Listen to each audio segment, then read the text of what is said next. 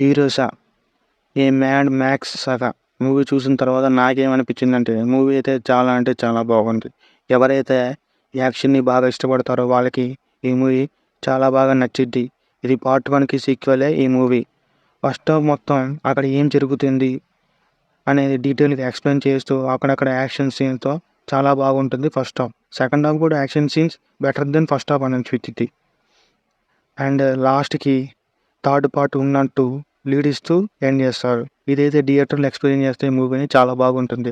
ఇంకా basic story line ఏంటంటే ఆస్ట్రేలియాలో మొత్తం ఎడారిగా మారిద్ది. కొంతమంది అక్కడ ఆ ఎడారిలో జీవిస్తూ ఉంటారు. సెంటర్ ఆఫ్ ది డిజార్ట్ ఒక గ్రీన్ ల్యాండ్ ఉంటుంది. ఈ ఎడారిలో జీవిస్తున్న వాళ్ళు ఆ సెంటర్ ఆఫ్ ది గ్రీన్ ల్యాండ్‌కి వెళ్ళాలని అనుకుంటారు. అక్కడ వెళ్ళే ప్రయత్నంలో ఏం జరిగింది, ఎవరెవరికి వార్ లాగా ఏమైంది అనేదే మూవీ స్టోరీ. పాజిటివ్స్ విషయానికొస్తే ఫస్ట్ ఆఫ్ ఆల్ మనం మాట్లాడాల్సింది విజువల్స్ గురించి. డిజర్ట్‌లో ఆ గ్రీన్‌లాండ్ అనే కాన్సెప్ట్ అనేది చాలా బాగుంటుంది. ఒక చిన్న పిల్ల క్యారెక్టర్ మీద మూవీ అంతా బేస్ అవ్వటం అనేది కూడా ఈ ఐడియా రావడమే చాలా గ్రేట్ అనిపించింది. యాక్షన్ సీన్స్ అండ్ గ్రీన్‌లాండ్ వెళ్ళాలనే ఆ ఎమోషన్ చాలా బాగుంటుంది. ఇంక నెగెటివ్స్ అంటే ఫస్ట్ 1 అవర్ ల్యాగ్‌గా అనిపించిద్ది. కొన్ని సీన్స్ చాలా ఓవర్‌గా అనిపించాయి. ఓవరాల్‌గా మూవీ అయితే చాలా అంటే చాలా బాగుంది.